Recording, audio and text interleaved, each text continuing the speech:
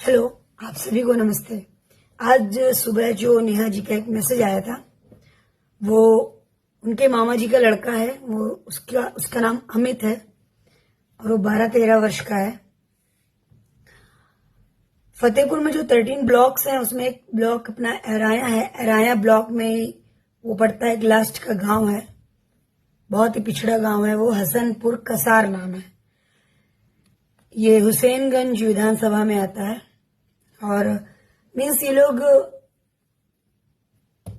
ऐसे गांव में रह रहे हैं जहां पे जागरूकता की बहुत कमी है। वहां पे आयुष्मान कार्ड भी नहीं बना या बन नहीं पाया। आयुष्मान कार्ड के बारे में मैंने बहुत जानकारी ली।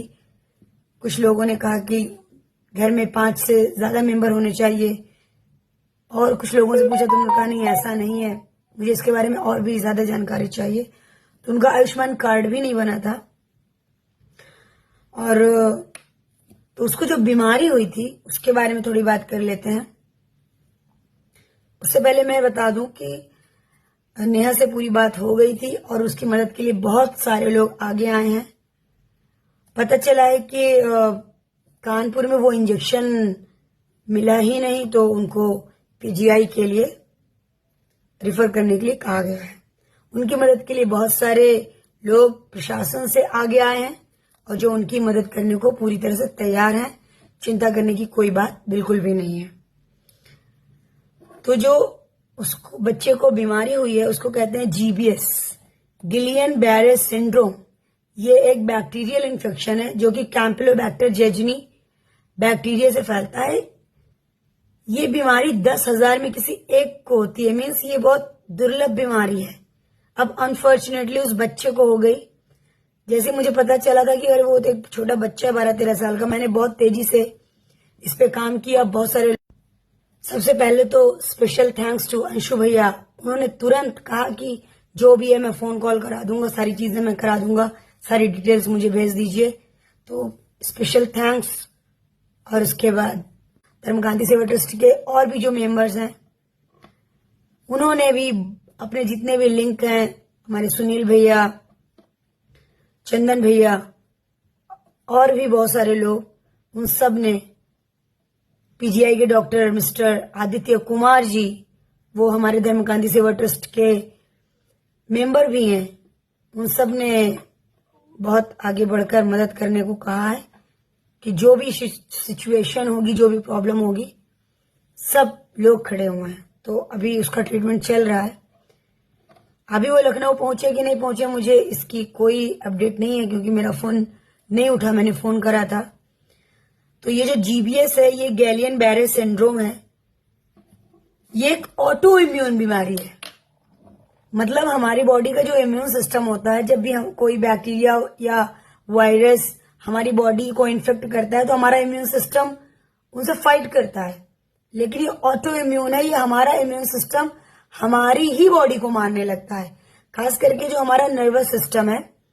और एक छोटी सी राहत इसमें ये हो जाती है कि ब्रेन और स्पाइन को छोड़कर जो परिधीय हमारी जो हमारे ब्रेन है और ब्रेन से जुड़ा जो पीछे बैकबोन है, स्पाइन है, उसके से जुड़ी हुई जो दूर है, इधर इधर की नसें हैं, ये उनमें अटैक करता है। और धीरे धीरे पूरा पेशेंट पूरी तरह से लकवाग्रस्त हो जाता है, पैरालाइज्ड हो जाती है पूरी बॉडी। वो बोल नहीं पाता, चीजों को समझ नहीं पाता है। तो स्टार्टिंग में जब हुआ उनको ऐसा, तो उनके माता पिता ने सोचा कि इसको पैरालिसिस हो गया है।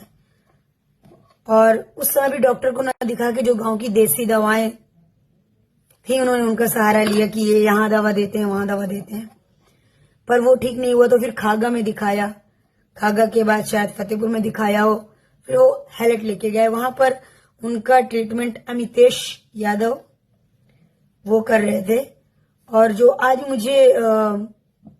जो मुझे आज पता चला, वो 29 जून से बच्चा एडमिट है।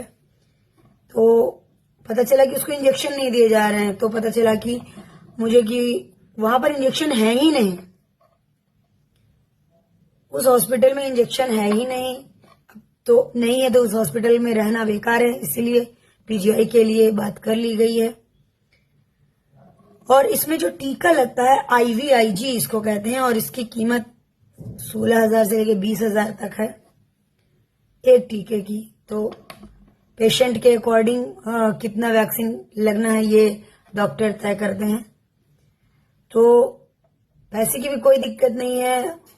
विधानसभा हुसैनगंज की विधायिका महोदय से भी बात हो गई है, और अगर और ज्यादा जरूरत होगी तो फिर हमारे फतेहपुर के जो सांसद हैं उनसे भी बात जरूर की जाएगी।